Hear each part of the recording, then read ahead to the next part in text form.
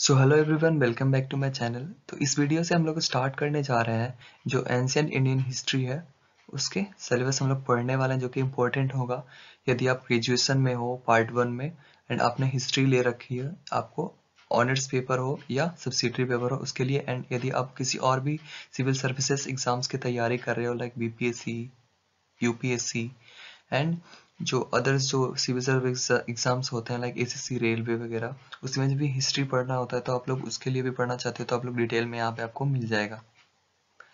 इस वीडियो में हम लोग देखने वाले हैं जो एंशियंट इंडियन हिस्ट्री है, यानी प्राचीन इतिहास के जो स्रोत हैं हम लोग को किससे पता चलता है, लाइक हम लोग कैसे हम लोग को पता चला कि हाँ पहले हमारे यहाँ ऐसे ऐसे कुछ हुआ था।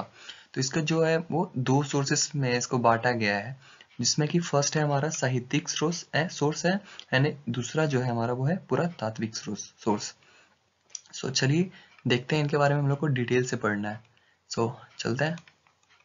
सो यदि आप लोगों को इम्पोर्टेंट नोटिफिकेशन वगैरह के साथ जुड़े रहना है तो आप लोग हमारे टेलीग्राम चैनल पे जुड़ सकते हो, आपको लिंक मिल जाएगा डिस्क्रिप्शन में, आप सिंपली सर्च करके वहां तक पहुंच सकते हो।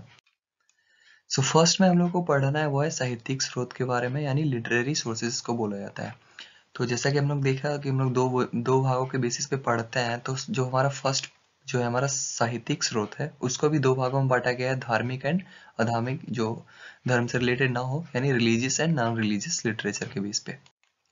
तो इसमें हम लोग मैं जो हूँ वो आपको शॉर्टली एक्सप्लेन कर दूंगा, यानी मेन पॉइंट्स वो मैं पढ़ दूंगा, बिकॉज इसमें जो इम्पोर्टेंट पोर्शंस हैं वही सिर्फ ऐड किए गए हैं। तो आप लोग इसको डिटेल में पढ़ना चाहते हो तो आप खुद से पढ़ सकते हो वीडियो को पॉज करके, एंड जो इम्पोर्टेंट पार्ट्स होंगे मैं खुद आपको एक्सप्लेन कर दूंगा। धार्मिक साहित्य में हम लोग को सबसे पहले पढ़ना है उनको किसके बारे में, तो वेद के बारे में। तो इसमें वेद आ जाएगा, वेदांग, ब्राह्मण ग्रंथ, आरण्यक एंड उपनिषद। तो वेद में आप लोग को इतना याद रखना है कि वो है इसको चार, इसके जो है हमारे चार वेद हैं वो कि इंपॉर्टेंट है, आपको नंबर्स याद करने होंगे एंड इसके नाम भी याद रखने होंगे। तो वेद हैं कौन से, कितने हैं, तो चार हैं। कौन कौन से हैं, तो ऋग्वेद, सामवेद, यजुर्वेद एंड अथर्ववेद। बात करें वेदांग की, तो वेदांग है वो उसके 6 पार्ट्स होती हैं। कौन कौन सी, तो शीला, कल्प, व्याकरण, निरक्त, छंद तथा ज्योतिषी। आपको वेदांग याद रहे ना रहे, बट आपको ये जो चार जो वेद है वो आपको याद होने ही चाहिए। फिर ब्राह्मण ग्रंथ में है वो वेदों की गद्य रूप में की गई सरल व्याख्या को ब्राह्मण ग्रंथ कहा जाता है। जो वेद को इजीली जो एक्सप्लेन किया गया है उसको कहा जाता है ब्राह्मण ग्रंथ। फिर अरण्यक के बारे में आपको पता है तो सही है, अदरवाइज पढ़ लो आप इसको। इसकी रचना जंगलों में की गई थी। इसे ब्राह्मण ग्रंथ का जो है अंतिम हिस्सा माना जाता है, जिसमें ज्ञान एवं चिंतन की प्रधानता है। फिर नेक्स्ट हमारा उपनिषद। उपनिषद में आपको ये याद रखना है कि इसकी टोटल संख्या वो कितनी है, 108। एंड जो हमारा जो भारत का जो राष्ट्रीय आदर्श है, जो बाकी सत्यमेव जयते आप बोलते हैं, उसको लिया गया है जो मुंडको उपनिषद है ना, उससे लिया गया है। तो ये एसएससी वगैरह वाले एग्जाम में या यूपीएससी में या तो आपको इसी में पार्ट 1 वाले एग्जाम में जो है ये क्वेश्चन आपको मिल सकता है वन लाइनर्स यानी ऑब्जेक्टिव्स के रूप में। आप लोग इसको अच्छे से समझ गए होंगे होप। तो नेक्स्ट पे चलते हैं हम लोग पॉइंट पे। तो नेक्स्ट पॉइंट है हमारा महाकाव्य। महाकाव्य में बोले तो रामायण, महाभारत एंड श्रीमद् भगवत गीता, ये हमारे जो है जो कुछ प्रमुख हैं जो महाकाव्य है। बात करते हैं रामायण की। तो रामायण की जो किसने रचना की थी, तो महर्षि वाल्मीकि ने। तो ये इंपॉर्टेंट आपको चीज है, इसको आपको नोटिस करना है। रामायण किसने की थी, तो महर्षि जो वाल्मीकि हैं। एंड महाभारत की बात करें तो महाभारत की इन्होंने लिखा था तो महर्षि वेद व्यास। रामायण वाल्मीकि, महाभारत महर्षि वेद व्यास। फिर हमारी बात करें रामायण की, तो रामायण में टोटल जो है वो है 24,000 श्लोक हैं। एंड वही बात करें महाभारत की, तो महाभारत में जो श्लोकों की मूल संख्या है वो है 88,800, सॉरी। एंड जो अभी जो प्रेजेंट में जो इसकी वर्तमान में इसकी कुल संख्या वो है 1 लाख प्लस, आपको यहाँ पे देखने को मिल जाएगी। इसमें जो जो टोटल है वो 18 पर्व के बारे में, 18 फेस्टिवल के बारे में इसमें बताया गया है। फिर हमारा जो है श्रीमद् भगवत गीता की यदि हम बात करें तो वह भीष्म पर्व से संबंधित है। और इसमें जो महाभारत का जो युद्ध हुआ था वो 1950 ईस्वी पूर्व जो लड़ा गया था वो 18 दिनों तक चला था, एंड जो है विश्व का सबसे बड़ा महाकाव्य है। ये पॉइंट आपको नोटिस करके रखना है, जो है श्रीमद् भगवत गीता जो है विश्व का सबसे बड़ा महाकाव्य है। आपको महाभारत में आपको भी ये दिखने को मिल जाएगा। एंड जो इसमें इसे जो है वो पांचवा वेद के रूप में मान्यता मिली है। अभी अभी हम लोग जस्ट 4 वेद के बारे में पढ़े हैं, तो इसको जो पांचवा वेद के रूप में इसको मान्यता मिली है, या बोलते हैं इसको कि ये पांचवा वेद है। फिर है हमारा पुराण। पुराणों की संख्या कितनी होती है? तो टोटल होती है 18। इसमें जो सबसे पुराना, जो ये आपको अच्छे से याद रखना है, जो इसमें जो सबसे पुराना है वो है मत्स्य पुराण। एंड इसमें जो है सातवाहना, जो सातवाहन, आप लोग इसके सातवाहना वंश के बारे में आपको पढ़ना होगा, तो उसमें उससे रिलेटेड है। एंड विष्णु पुराण है जो मौर्य वंश से रिलेटेड है, एंड जो वायु पुराण है वो है गुप्त वंश से रिलेटेड। फिर हमारा बौद्ध साहित्य। बौद्ध साहित्य में जो मूल जो 4 भागों में विभाजित किया गया है, जातक, त्रिपिटक, पाली, संस्कृत।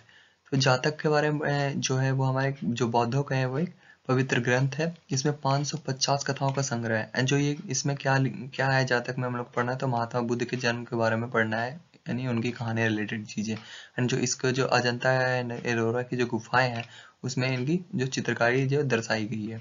फिर है हमारा त्रिपिटक। त्रिपिटक कितने होते हैं? 3 होते हैं, नाम से ही 3 लग रहा है, यानी 3 होते हैं। तो सूत पिटक, Vinaya Pitaka and Abhidhamma Pitaka.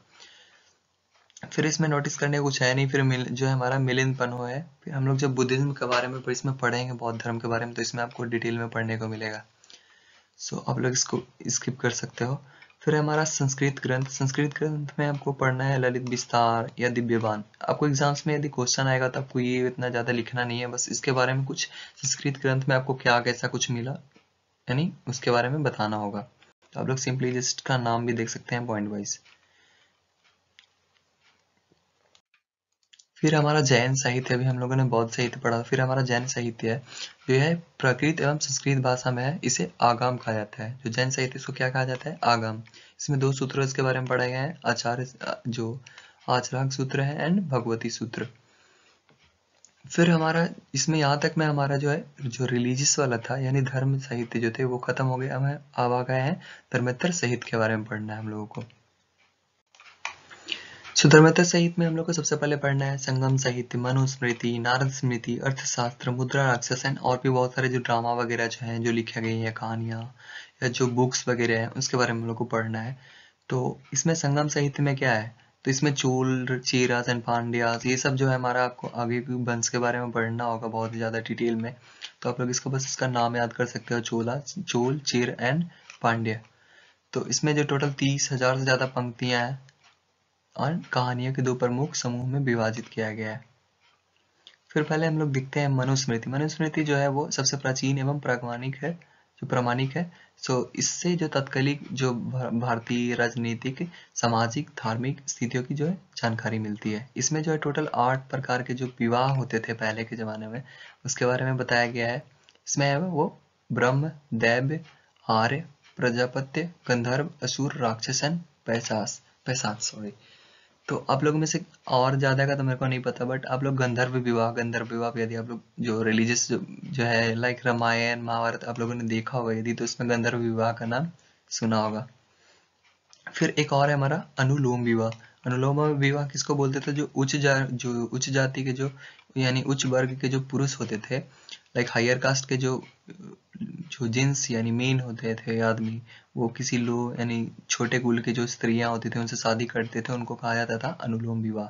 And यदि छोटे बड़े वर्ग के जो थे कन्या, वो छोटे वर्ग के लोगों से शादी कर लेती थी यानी मर्द से, तो उसको बोला जाता था प्रतिलोम। तो यही हो गया अनुलोम यदि पुरुष हो जो ऊंचे घराने से हो, एंड प्रतिलोम यदि कन्या हो जो ऊंचे घराने से हो। फिर हमारा नारद स्मृति के बारे में पढ़ना है। अर्थशास्त्र के बारे में सब लोग जानते होंगे। अर्थशास्त्र किसने लिखी थी? तो चाणक्य ने, जिसको हम लोग आप लोग कौटिल्य भी बोलते थे। उनको जो असली नाम था वो क्या था? विष्णु गुप्त। ये काफी इंपॉर्टेंट, आप लोग इसको याद रखना है आप लोगों को। और जो इसमें जो है वो है मौर्यकालीन जो राजनीति है उसको सामाजिक, आर्थिक एवं धार्मिक स्थितियों के बारे में इसमें बताया गया है। फिर हमारा मुद्रा राक्षस है, जो कि विशाखा दत्त के द्वारा लिखा गया है। सो इन सब चीजों के बारे में हम लोग आगे डिटेल में पढ़ने वाले हैं आगे आने वाले चैप्टर्स में। फिर हमारा इसी के जैसा है हमारा मालविका का अग्निमित्रम, किनके द्वारा लिखा गया था? कालिदास के द्वारा। फिर हर्ष चरित्र, इसको लिखा था बाणभट्ट ने। फिर जो राजतरंगिणी है तो लिखा गया था कलहन द्वारा। फिर जो मृच कटिकम जो है वो लिखा गया था शूद्रक के द्वारा। तो ये लोग यदि आप लोग एसएससी वगैरह एग्जाम्स की तैयारी भी कर रहे हो साथ में, तो उन सब एग्जाम्स में ये बहुत ज्यादा पूछे जाते हैं, तो आप लोग इसको अच्छे से याद कर लेना। फिर हम लोग को देखना है विदेशी लेखक एंड उनके जो साहित्य जो उन्होंने बुक्स वगैरह लिखी थी आके वहाँ उनके अनुसार से बोले तो जो ये कुछ हैं जो है इम्पोर्टेंट जो है फेमस जो लोग हैं जो कि इधर उधर घूमते थे अलग अलग इंडियंस में जाकर उनके बारे में बुक्स वगैरह में लिखते थे। तो हेरोडेटस हो गए, मेगास्थनीज हो गए, टेनोसियस हो गए, प्लिनी हो गए, फाहियान, ह्वेनसांग एंड इत्सिंग। तो इनके बारे में किन राजाओं के समय में ये आए थे वो इम्पोर्टेंट है याद रखना। एंड इनमें से कुछ ने जो इम्पोर्टेंट बुक्स वगैरह थी वो सब लिखे थे। तो इसमें जो इम्पोर्टेंट है मेगास्थनीज है। मेगास्थनीज आए थे किसके जो है तो चंद्रगुप्त मौर्य के दरबार में आए थे। एंड कौन थे तो ये सेल्यूकस निकेटर जो थे उनके राजदूत थे।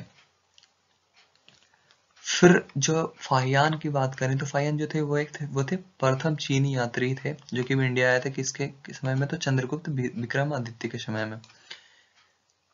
एंड हेरोडेटस तो सबसे ज्यादा इंपॉर्टेंट है। यदि हिस्ट्री पढ़ रहे हो तो हिस्ट्री का पिता यानी जिसे आप साइंस पढ़ते हो तो father of biology, father of botany पढ़ते हो, वैसे हेरोडेटस जो हमारे वो है इतिहास के पिता है।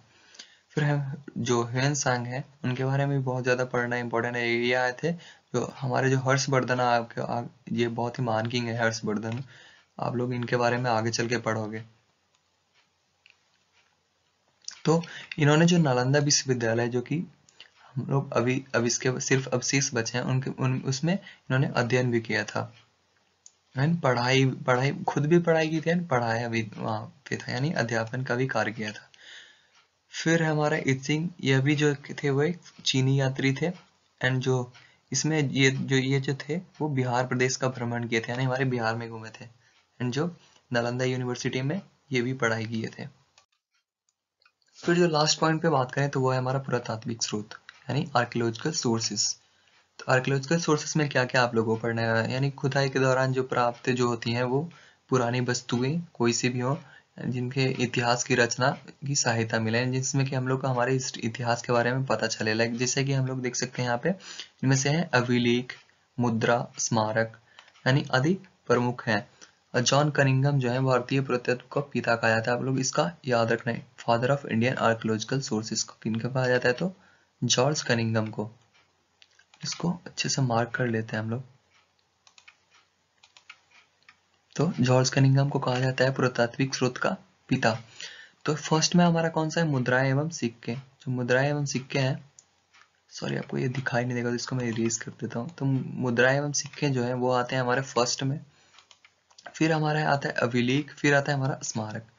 जो मुद्राएं एवं सिक्के हैं उससे कैसा पता चलता है तो पहले आप लोग मूवीज वगैरह में देखते होगे या सीरियल्स वगैरह में कि पहले सिक्के देख के ही पता लगा लेते थे लोग ये कौन से स्टेट से हैं यानी किस राज्य से हैं। तो क्योंकि उनपे जो उनके बारे में जो डेट्स वगैरह है या उनके बारे में जानकारी वगैरह या उनके किंग्स के जो इमेजेस वगैरह थे वो सब छापे जाते थे सिक्कों पे।